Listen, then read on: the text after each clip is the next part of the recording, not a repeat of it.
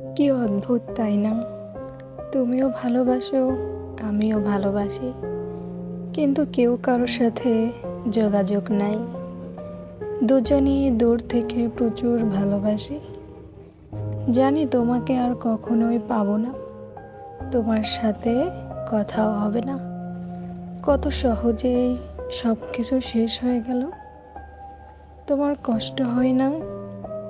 তোমার কি খারাপ লাগে না?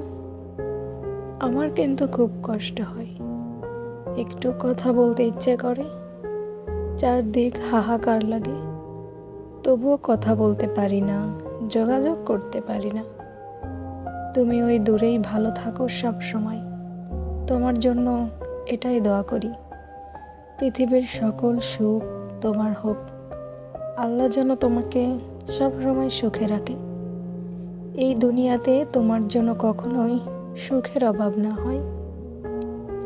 অনেক ভালোবাসি, আজও তোমাকে প্রচুর ভালোবাসি। ওই আগের মতোই, নিজের থেকেও বেশি ভালোবাসি।